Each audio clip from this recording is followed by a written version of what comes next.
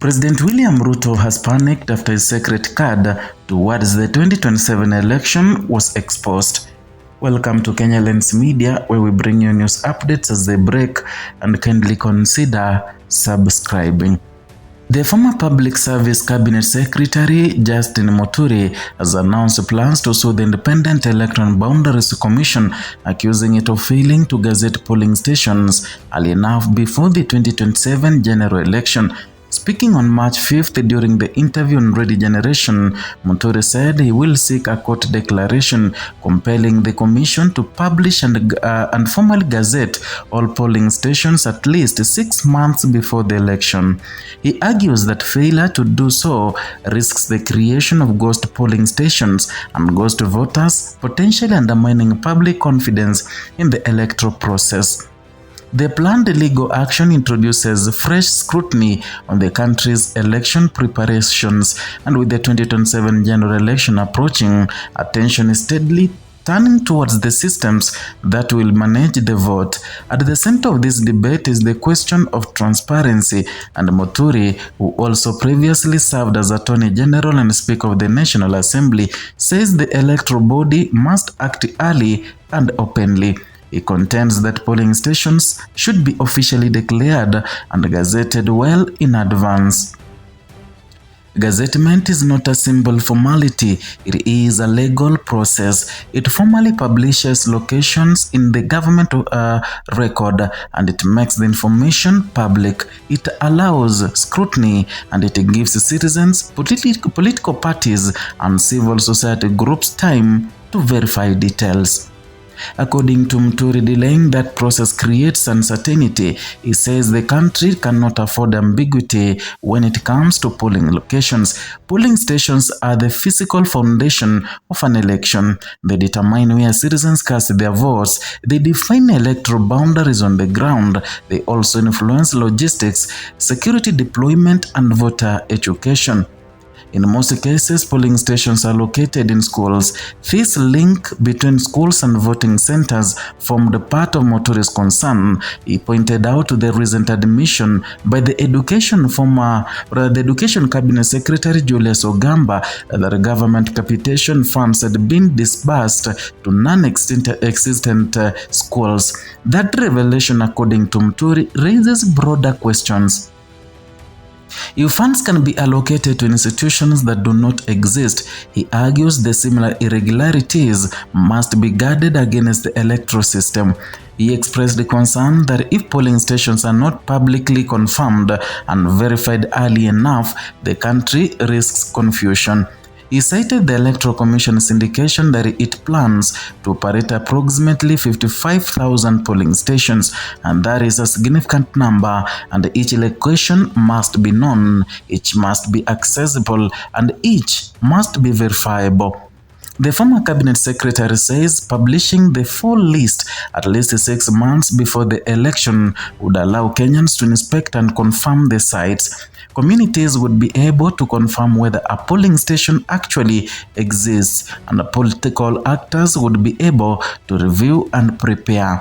Observers would have adequate time to plan, and in his view, early transparency is not optional. It is essential to maintaining trust. The electoral body, led by Chairperson Erastus Ethekon, has not publicly responded to Muturi's intended court action. However, the commission remains constitutionally mandated to manage and supervise elections. Its responsibilities include voter registration, delimitation of electoral units, and designation of polling stations. Muturi's argument is rooted in legal clarity. He says he will ask the court to declare that the commission must declare and gazette polling stations 6 months before the vote. A court declaration, if granted, would create a binding legal requirement. It would define a specific timeline. It would reduce discretion, and it would establish a standard that could be monitored. The issue of ghost voters has also entered the discussion. Muturi suggested that unresolved questions remain regarding names that appear on the voter register despite reports of deaths. The integrity of the voter register register has long been a sensitive issue in many democracies, and accurate civil registration systems are essential. Death records must be updated, voter rolls must be revised, and these administrative processes are complex. They are central to credibility. Muturi argues that clarity on polling stations and the voter register must go hand in hand. He says that by February next year, the country should already know the full list of polling stations. In his view, secrecy in matters that directly affect voting undermines public confidence, and the broader context is important. Kenya's elections attract intense national interest. They shape leadership at every level. From presidential contests to local representation, polling day is defining moment. Public trust in the process is therefore critical, and any perception of opacity can fuel suspicion. Conversely, clear and early communication can strengthen confidence, and legal challenges are not new in the country's electoral history, and the courts have often been called upon to interpret electoral laws. They have issued rulings on timelines, procedures, and compliance. And if Muturi proceeds with his case, the judiciary would once again be asked to weigh in on election management. The outcome would influence law how preparations are conducted in the months ahead. For voters, the issue may appear procedural, but it carries direct implications. Knowing the location of polling stations affects turnout, clarity reduces confusion on election day. It allows adequate planning by security agencies and electoral officials. It also ensures that no community feels excluded. For political parties, early gazettement shapes campaign strategy, and candidates must know the terrain. They must understand where their supporters will vote. They must organize agents and observers accordingly. For civil society groups and observers, time is essential. Monitoring elections requires preparation. Training observers, mapping polling stations and centers, establishing reporting channels, all this depends on accurate information.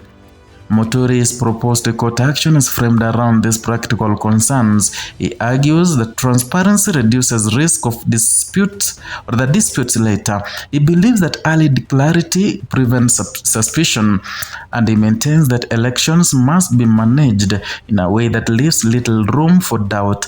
The coming months may determine whether this issue moves from political debate to judicial review. If the case is filed, it will test how electoral timelines are defined. It will also test how far the courts can direct administrative planning by the independent commission. And for now, the focus remains on preparation, and the 2027 general election is still ahead, but the groundwork is already under scrutiny. As political actors position themselves, institutional readiness becomes part of the national conversation. Transparency, accuracy, timeliness, these are standards of being demanded. The electoral body faces the task of balancing administrative processes with public expectation, and leaders across the political spectrum are watching closely. In a democracy, the strength of an election is measured not only on voting day but in clarity and trust built long before the first ballot is cast. That is all for today from Kenya Lens Media. Kindly consider subscribing.